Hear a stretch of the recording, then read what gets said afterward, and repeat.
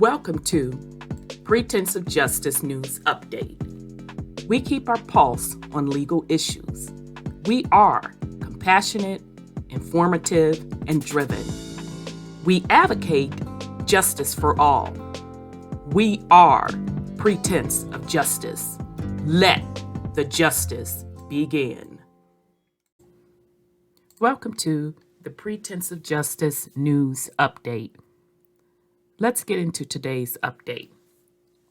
Today's update is from the website prisonpolicy.org, and the title is Beyond the Count, a deep dive into state prison populations. We know how many people are in state prisons, but what do we really know about who they are or how they end up there?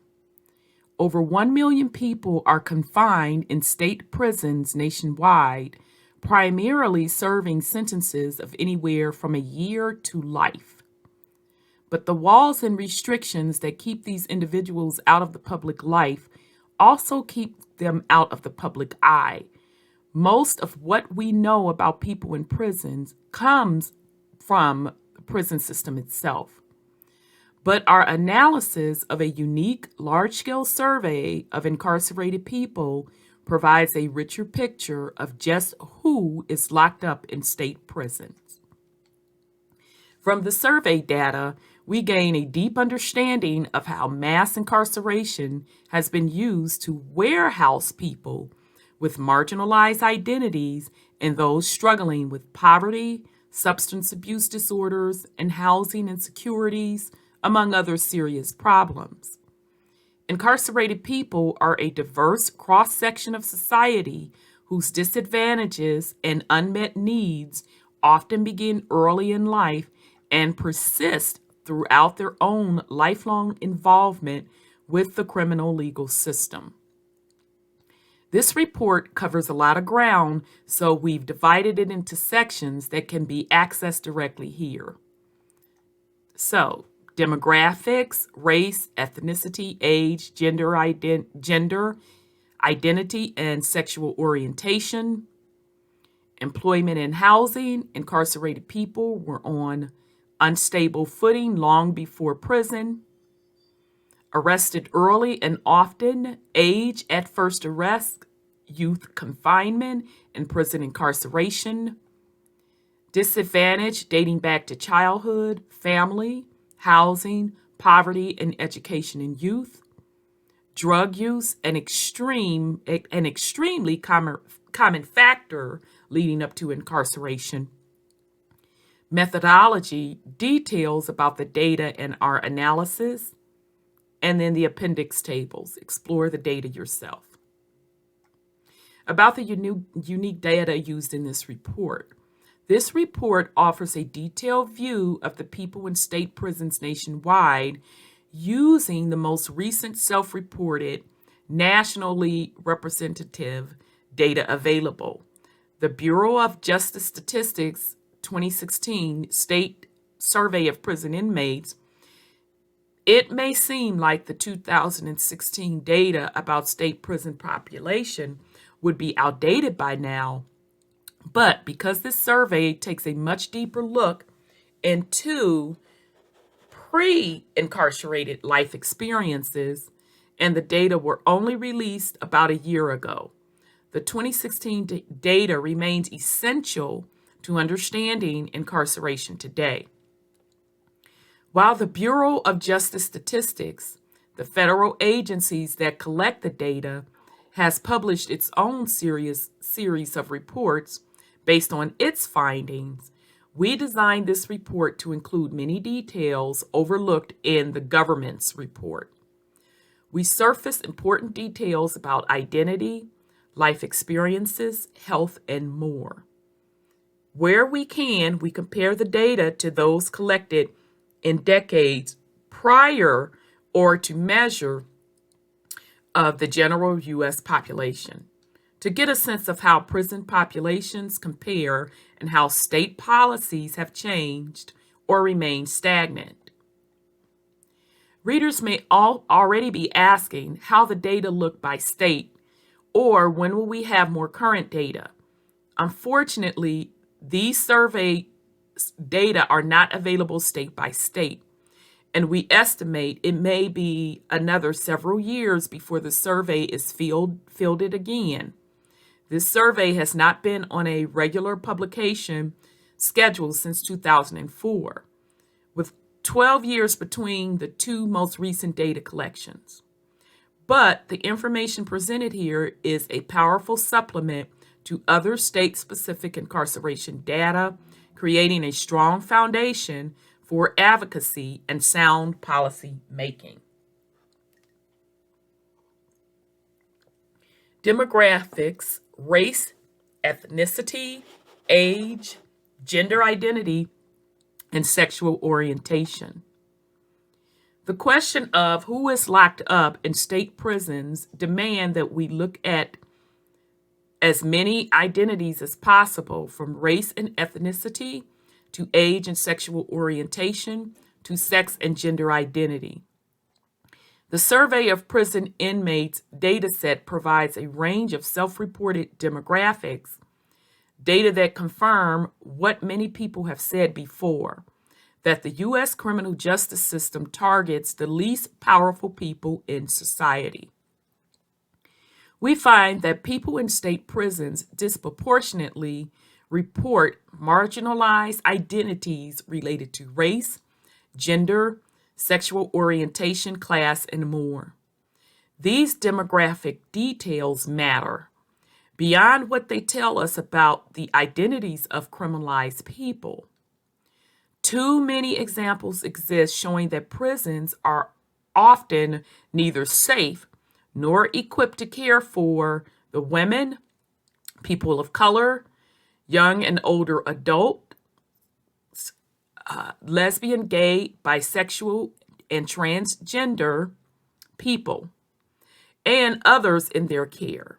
Yet these groups are too often ignored in prison policy and practice. Race and ethnicity.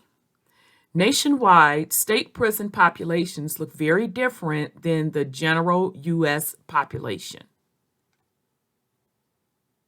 All right. So white people are very underrepresented in state prisons, while almost every other racial and ethnic group is overrepresented.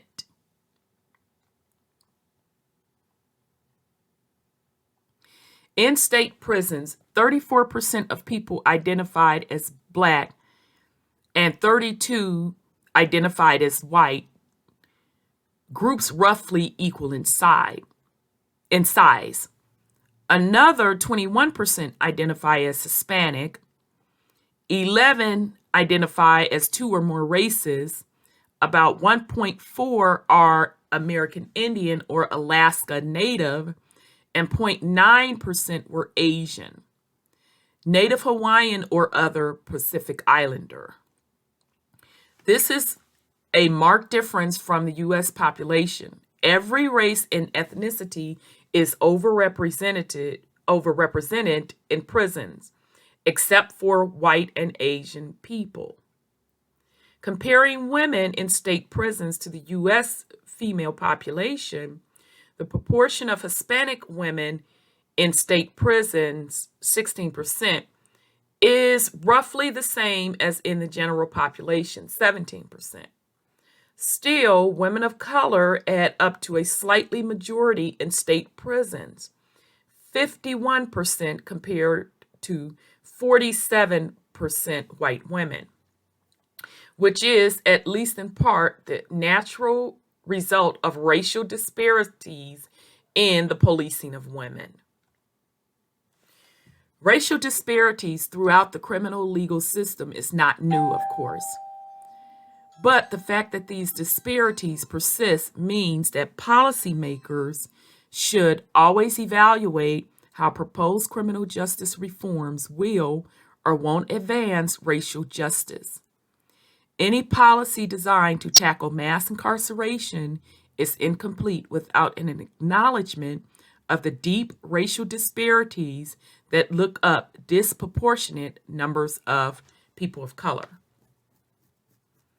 Age. Simply by looking at age alone, it is clear that prison is the wrong place for so many who are there. The youngest and oldest people in state prisons. Over 250,000 people in state prisons are either so young that they are not yet fully developmentally mature or old enough to pose little risk to public safety if released. And while the share of young people in state prisons has fallen over the past 30 years, the costly graying of prisons continue, the result of excessively long sentences.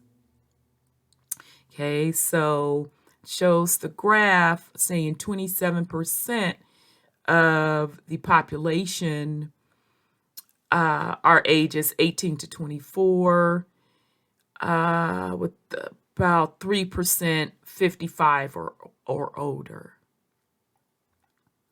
The number of elderly people in prison is particularly concerning. The proportion of people of age 55 or older in prisons has grown over the past few decades, thanks to draconian sentencing laws locking people away for extremely long prison terms. This graying of prisons persists despite the low risk of recidivism and high cost of care related to older incarcerated people. While people who are 55 are not widely considered elders outside the prisons, this is not an exaggeration in the prison context. Incarceration is known to accelerate biological aging and shorten life expectancy. Advocates, lawmakers, and the Bureau of Justice Statistics itself have used 55 and older as a standard elder group.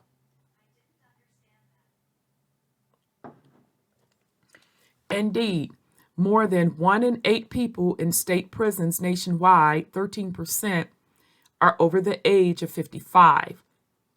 And the average age has grown from 35 to 39 years old since 2004. While a smaller percentage of women are 55 or older, 7.4% compared to men, 13%. We found only slight variations in older population along racial and ethnic lines.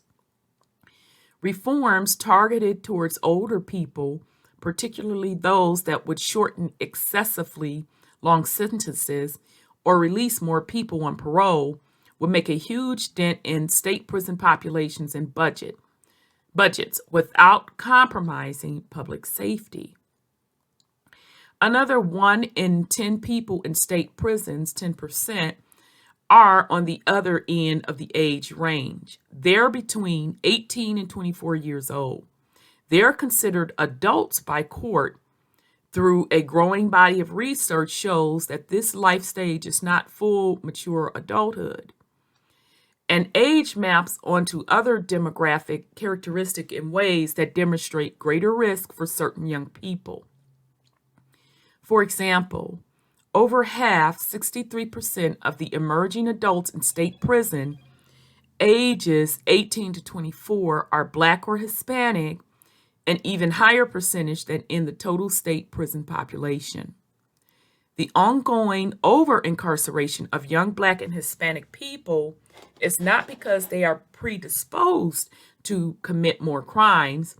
Rather, policies and social norms have stacked the deck against communities of color for decades, denying the education and opportunities that often prevents crime.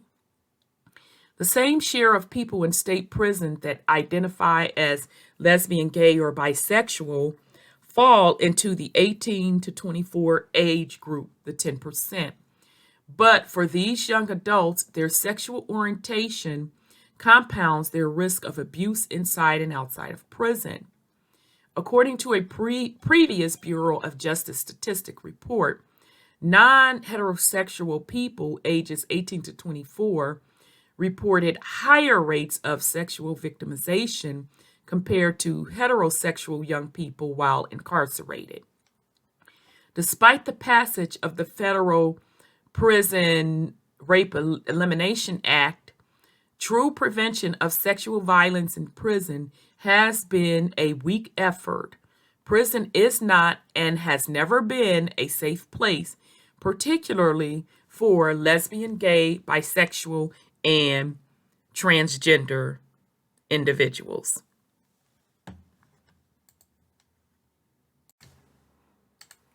Gender identity and sexual orientation.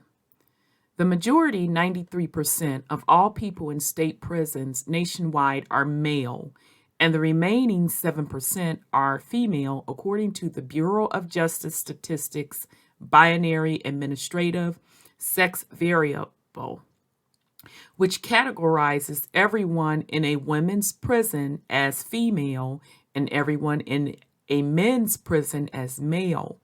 But for the first time in Bureau of Justice statistic data collection, survey respondents were also able to report their own gender identity, revealing that about 0.2% of people in state prisons identify as transgender, and a small portion identify as neither male, female, nor transgender.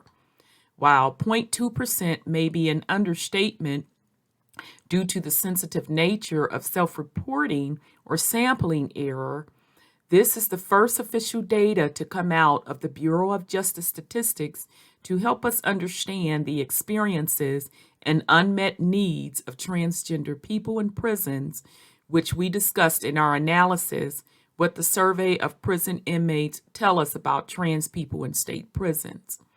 It's worth nothing that in this report, Beyond the Count, when we refer to men and women, we're using self-reported gender identity. In other words, men and women who do not identify as transgender. Among people in state prisons, 4.1% identify as lesbian, gay, bisexual, or something else that is not heterosexual. This is the greater share of the population than the estimated 3.5% of the total U.S. adult population who identify as LGB, and points to alarming rates of incarceration among lesbian, gay, and bisexual people. The over-criminalization of LGB and transgender people begins before and persists after a prison sentence. As we know, the LGBT people are arrested at much higher rates, face longer sentences, and are under correctional control at higher rates compared to straight people. In line with findings from past research, incarcerated women are much more likely to identify as lesbian or bisexual. Over 22% of women in state prisons report an LGBT identity, compared to about 2.5% of men. The small number of transgender people in state prison who participated in the survey also overwhelmingly identified as LGBT or something else other than straight. White people and people of two or more races are twice as likely to identify as LGBT compared to other racial and ethnic groups. But state prisons confine LGBT people of all races and ethnicities. Recognizing that significant number of LGBT and transgender people exist in state prisons, it's imperative to understand how discrimination and stigma led to the criminalization, and that those who end up behind bars would need extensive policy changes to ensure their safety. Prior research tells us that LGBT people are more likely than straight people to come from low-income households, especially LGBT people of color, to have a history of sexual victimization, to report poor mental health, particularly women, and to spend time in segregation or solitary confinement while locked up, again, particularly women. These experiences inside and outside of prison point to a dire need for social supports and an end to stigmatization of LGBT and transgender identities. Employment and housing. Incarcerated people were on unstable footing long before prison. The demographic data along point to inequalities that put some people at greater risk of incarceration than others. But the survey of prison inmates also asked respondents about their socioeconomic backgrounds, and the data tell a more nuanced story about how people end up in state prison and suggest how policy can stem the ties of mass incarceration by creating equality and opportunity before someone is even arrested. The survey asks several questions about respondents' circumstances in the 30 days and 12 months prior to the arrest that led to their current incarceration. The results show that when people most need help, unjust societal forces ensnares them in criminal legal system instead. First, we find that many people were struggling to make ends meet before being arrested and sent to prison. 4 in 10, 39% people in state prisons did not have a job, i.e., were jobless, in the month before their arrest. Black people had the highest jobless rates of any race or ethnicity at 46%. And women were slightly more likely not to have a job, 53%, than to have one, 47%, in the month before arrest. Of those who weren't working before their arrest, 4 in 10%, 38%, were looking for work, a requirement for being counted as unemployed. That's roughly equivalent to a 15% unemployment rate, an astonishingly high rate that we've only seen in the national population twice in recorded history, during the Great Depression and during the early pandemic in 2020. Among those who did work before their arrest, 1 in 5, 20%, were actually working 2 or more jobs, compared to just 1 in 5% of the U.S. population who held more than one job in 2016. Whether they worked or not, 1 in 5, 20%, people in state prisons relied on income from other non-job sources like public assistance, Social Security, a retirement fund, unemployment benefits, or disability benefits in the 30 days before their arrest and incarceration. Before incarceration, people in state prisons struggled disproportionately with unemployment and homelessness. Percentage of people in the state prisons nationwide in 2016 who reported unemployment or homelessness, sheltered or unsheltered, in the 30 days prior to their arrest compared to rates among the U.S. population. Okay, so they're breaking down the unemployment with the state prison population. So 14.8%, almost 15% of people in state prisons in 2016 reported being both out of work and looking for a job in the 30 days prior to their arrest that led to their current incarceration. Okay.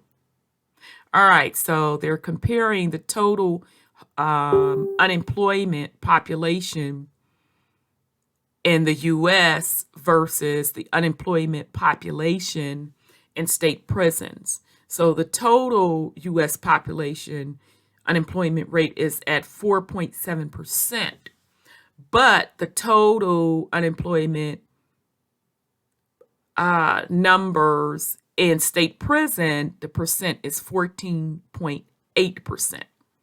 Okay, so the homelessness Almost 5% of people in state prison in 2016 reported experiencing homelessness in the 30 days prior to the arrest that led to their current incarceration. Meanwhile, 0.17% of the total U.S. population was estimated to be experiencing homelessness on a given night in 2016. So I think I said 0.17%. I'm sorry, I didn't mean 17%.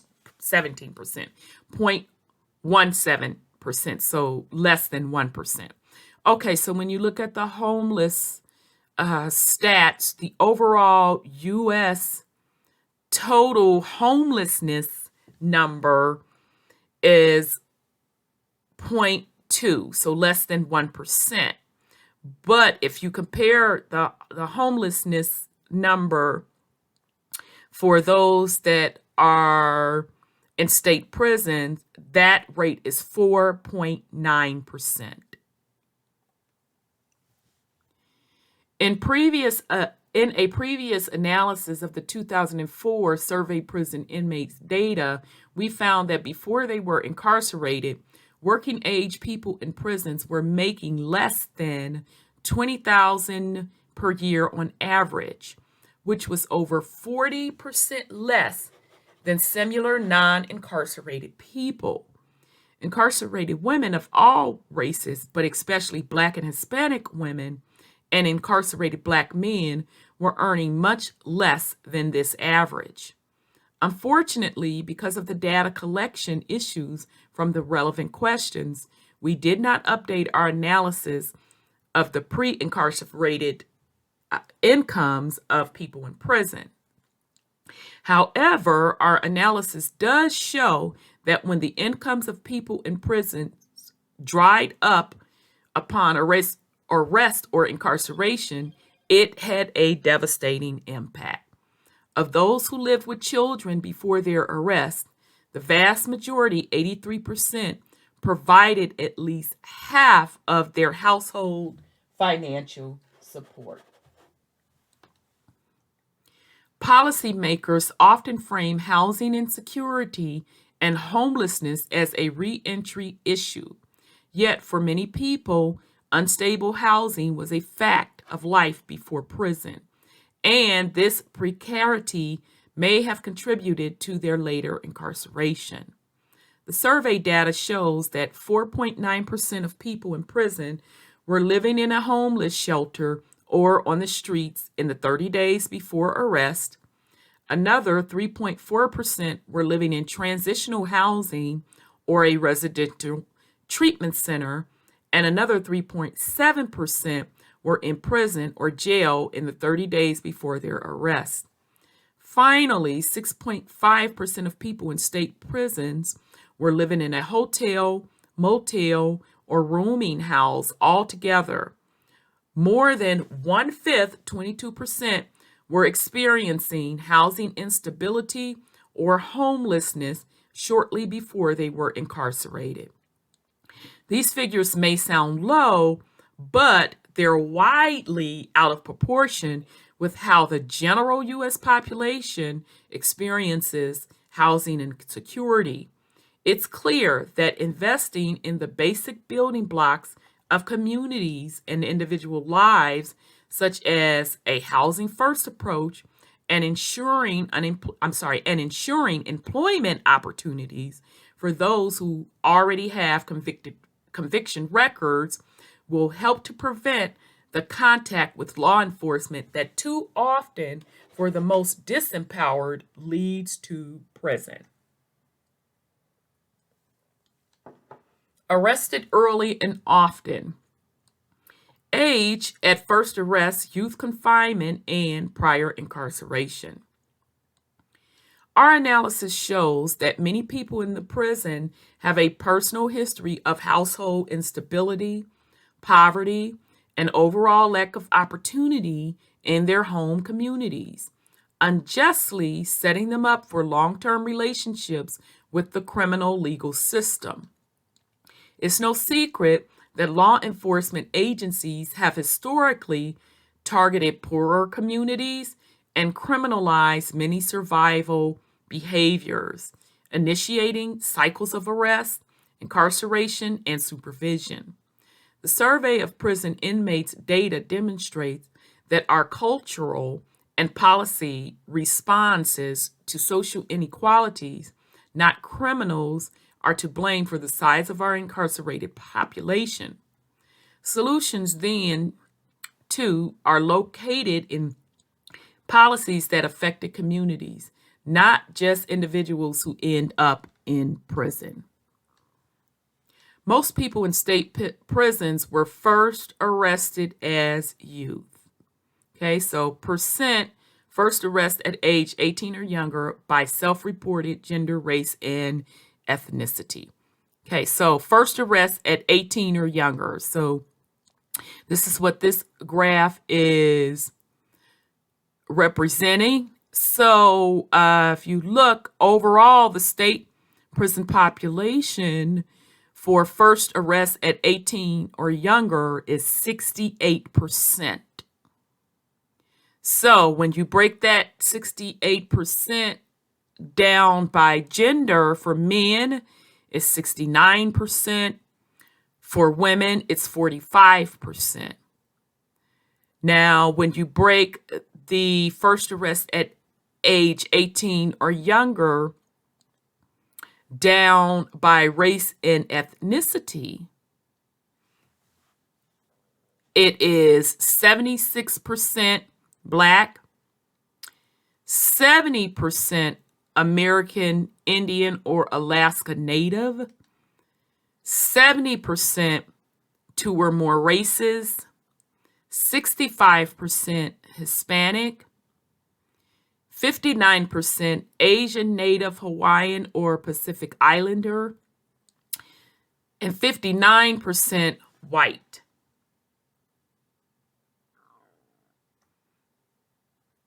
All right. We find that people in prison tend to have we find that people in prison tend to have too much experience with law enforcement too early in life. More than 2 in 3 people in state prison, 68%, are first arrested before the age 19. Shockingly, more than 1 in 3 people in state prison, 38%, are first arrested before they turn 16. This is an extraordinary number of youth being arrested, a traumatizing experience that also increases the risk of rearrest. Women in state prisons experience their first arrest later in life than men. 16% of women in state prison, but fewer than 7% of men, had a first arrest between the ages of 26 and 35. Another 1 in 10% women were first arrested over the age of 35, compared to less than 6% of men. These findings align with the concept of gendered pathways to prison, which explains that women tend to become involved in unlawful behavior in different ways than men. Most Black people in prison were first arrested as youth, with over 3 and 4, 76%, reporting a first arrest before age 19. Black people and those with other racial identities in state prisons were also the least likely to experience their first arrest after 22, showing the magnitude of young people of color being funneled into jails and prisons instead of diverted to more supportive interventions. Whatever their age when first arrested, the average person in state prison has been arrested 9.3 times. This level of contact with law enforcement does little to help people struggling with substance use, poverty and homelessness, or mental illness issues, and may actually exacerbate these problems.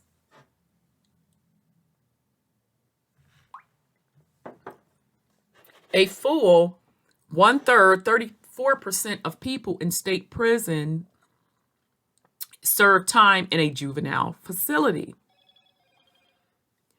This amounts to over 425,000 people in state prisons who were previously locked up as children or adolescents, sometimes for behaviors that are not crimes at all. The survey data don't tell us how long people spent in youth detention, but confinement is inherently traumatizing, and the transition in and out of confinement inevitably destabilizing. The interaction of homelessness, youth confinement, and discrimination is a good example of why connecting the dots between these disparate data points is imperative. According to a Center for American Progress report, homelessness is the greatest predictor of involvement with the juvenile justice system.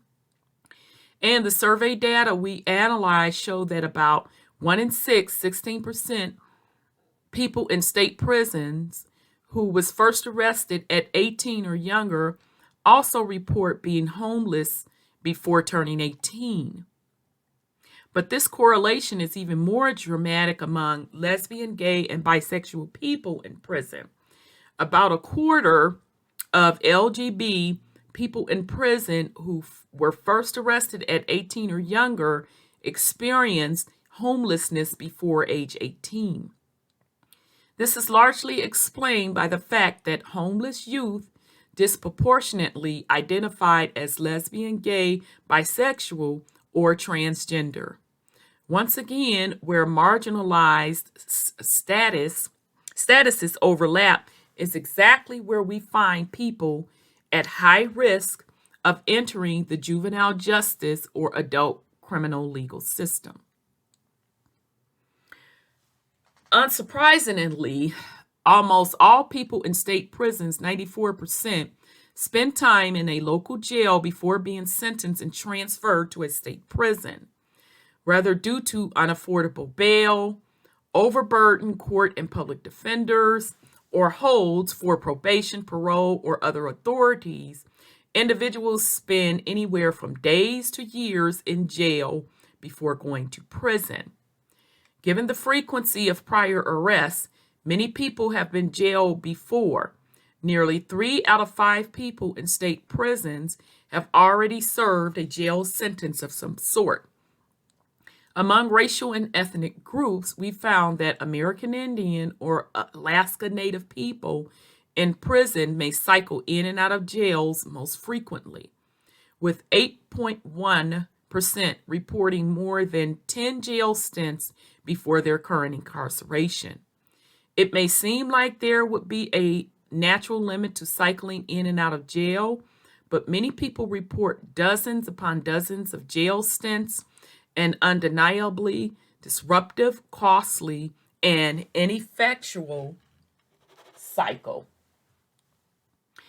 We find that community supervision also plays a central role in the personal timelines of people in state prisons. More than half of those in prisons had been placed on probation once or twice before their current incarceration.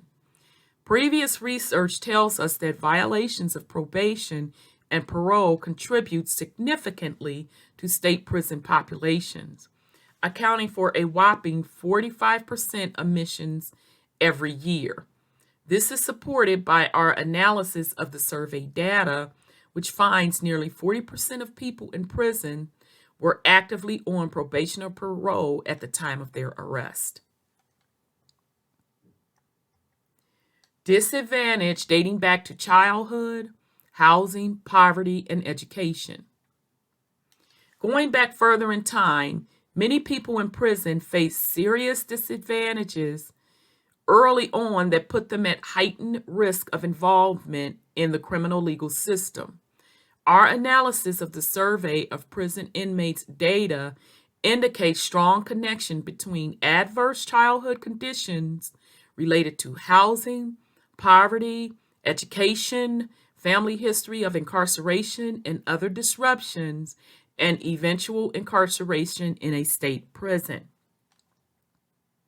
Many people in state prisons grew up facing serious family, housing, economic, and educational challenges. Instead of receiving support, most were criminalized as kids. Okay, so it's breaking down the categories in these graphs. So it's seeing family disruption, 33% parents ever incarcerated, 18% foster care before 18. Okay. Homelessness, 12% before 18. And just to clarify, this data is reflecting folks that are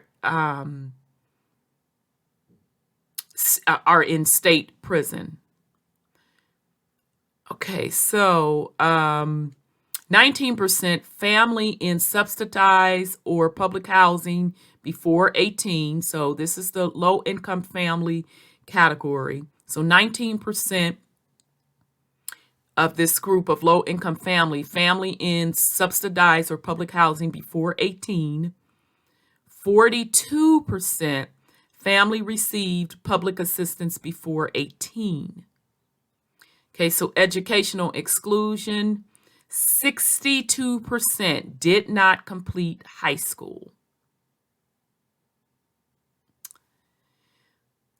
Arrested as youth, category of 68%. And they broke it down to arrested before the age 19, and then 38% arrested before the age 16.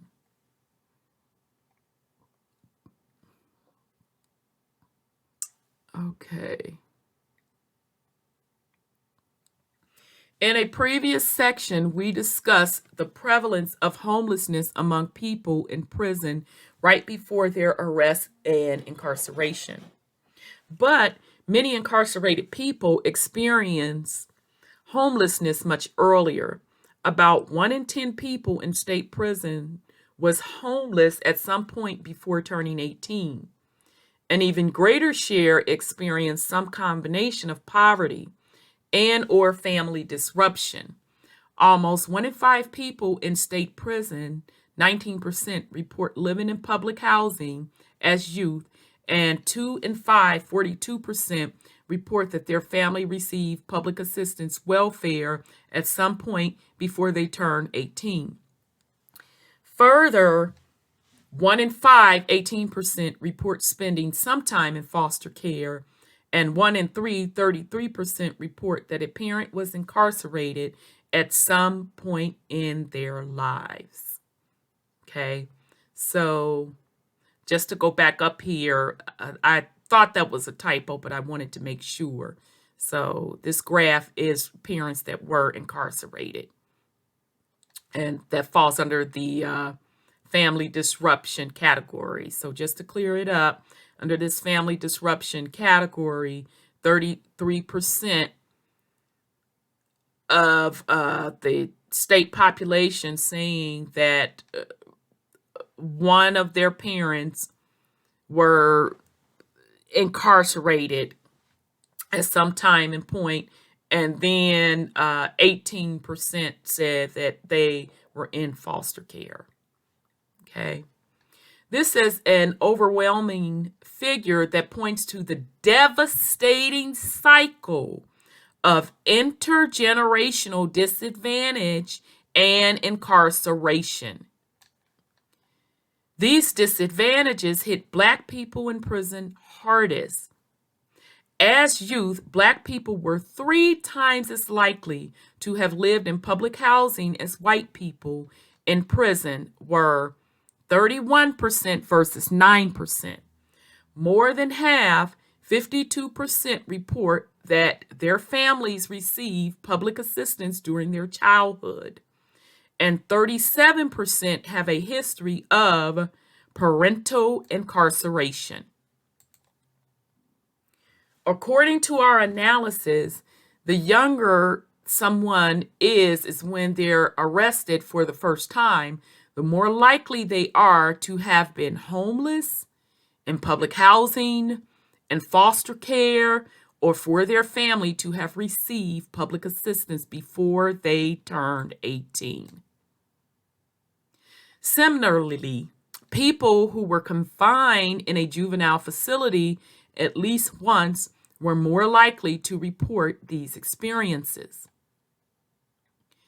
Before going to prison, less than half, 38% of people in state prisons complete high school or education beyond high school, while almost 90% of adults in the U.S.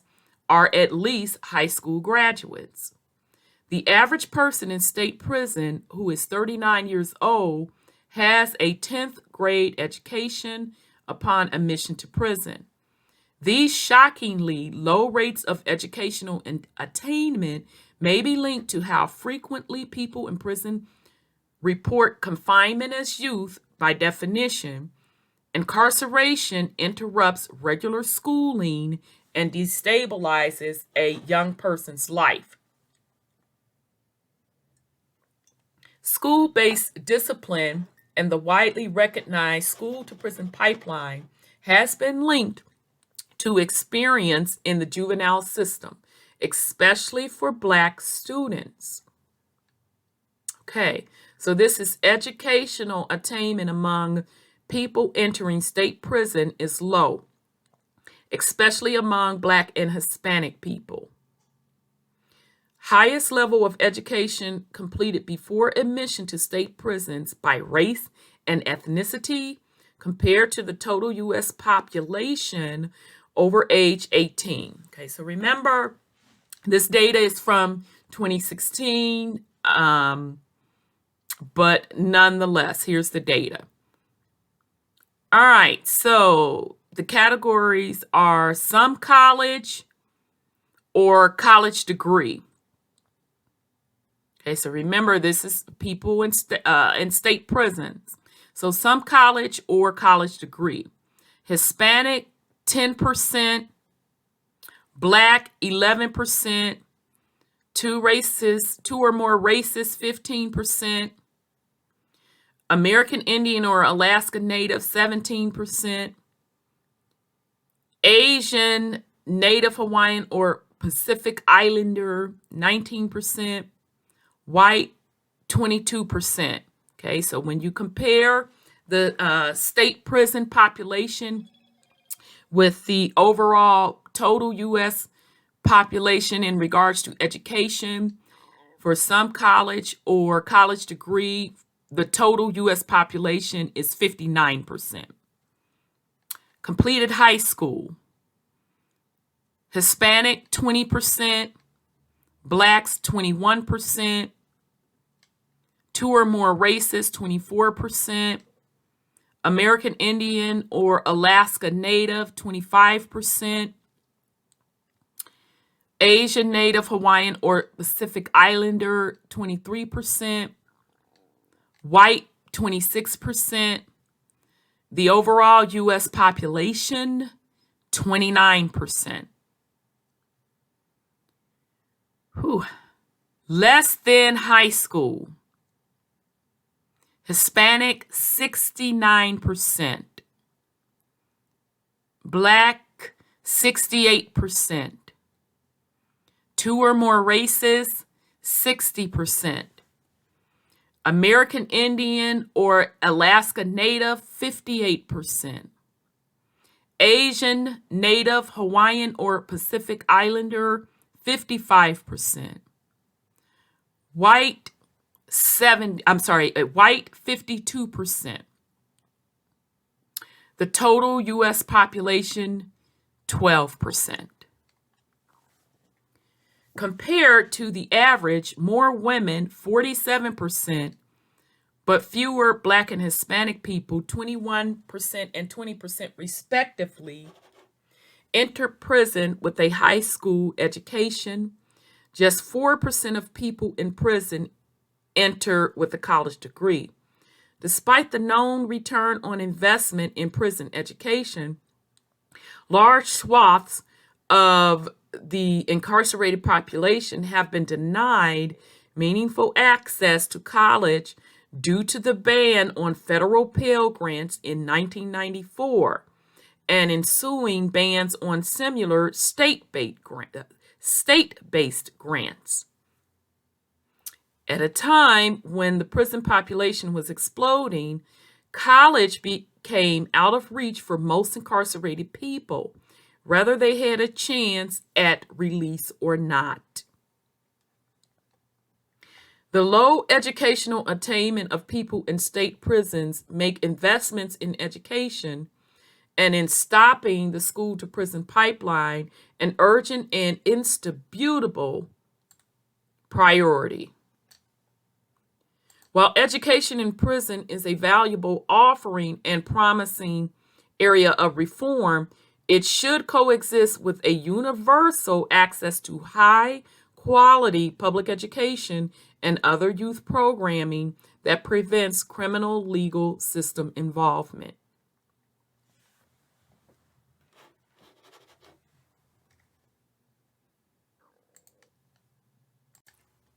Okay, drug use, an extremely common factor leading up to state prison. The survey of prison inmates data and previous data shows clear connections between disadvantages early in life, substance use disorders, and unlawful behaviors that land someone in juvenile detention, jail, and prison.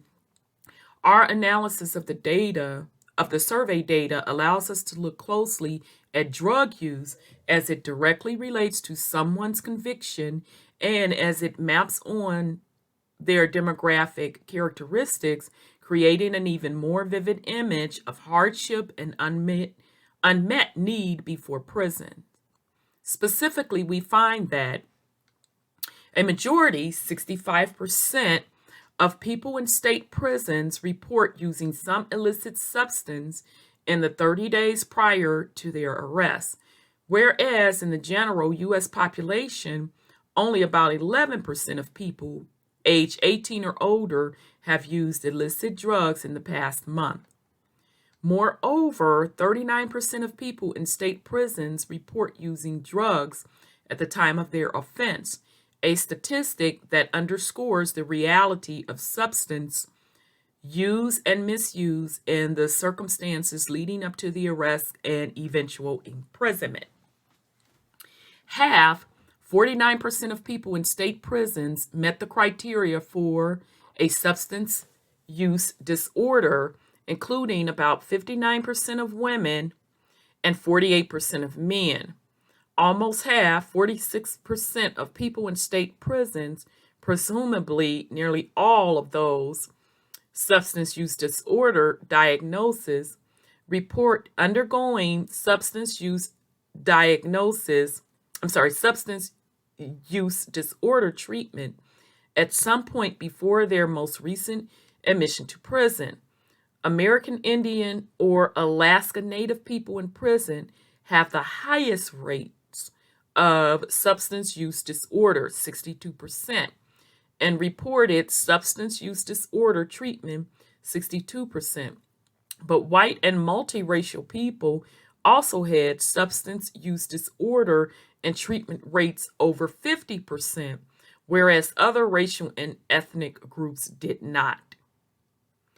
Women are more likely to have a history of a substance use disorder, 59% versus 48%, and or substance use disorder treatment, 55% versus 46% compared to men. Though they are not always more likely to have a substance use disorder, there are gender differences in misuse that depend on the substance. Remarkably, the same percent of imprisoned women reported substance use disorder treatment back in 1991, suggesting that we haven't figured out a better, more humane way than incarceration to respond to problems related to substance use in the intervening 25 years. Underlying problems, past drug use, and substance use disorders are extremely common among people in state prisons.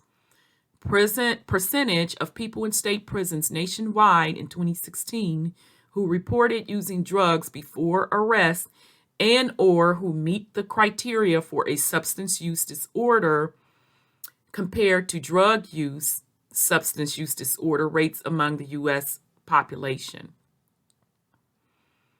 All right, so reported drug use.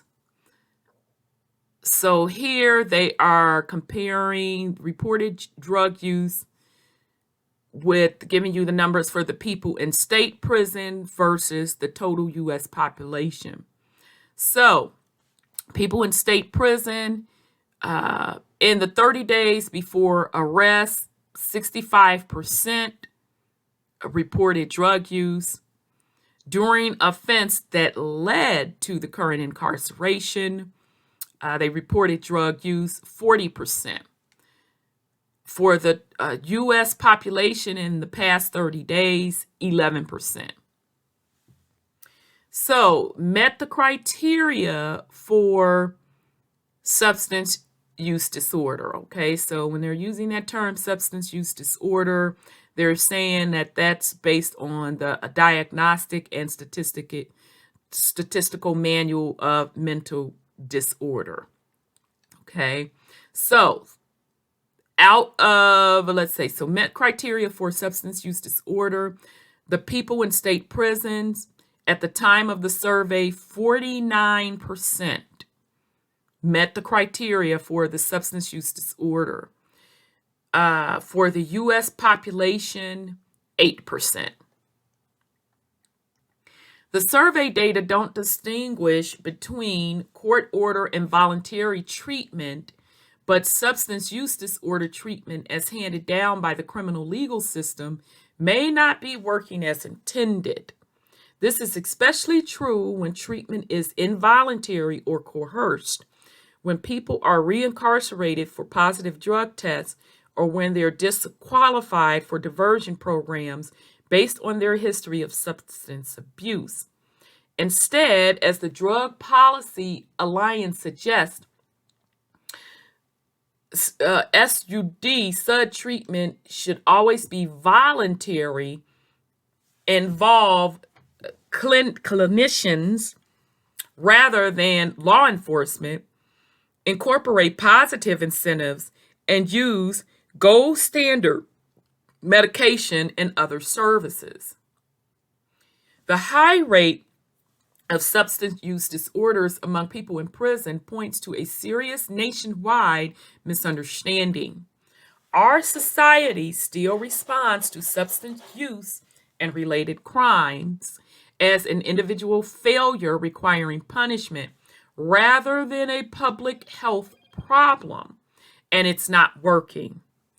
Many people needing care are instead arrested and jailed over and over until finally one event lands them in state prison, a practice with high morale and fiscal costs. Instead, states should decriminalize or reclassify low-level offenses that for many people with substance abuse disorder are associated with survival and health. Conclusion: most correctional data collected by the government reduces people in prison to beds occupied or crimes they've committed. This dehumanizing and makes it easier to dismiss the needs of incarcerated people, their dignity, and reality that their outcomes in life impacts everyone.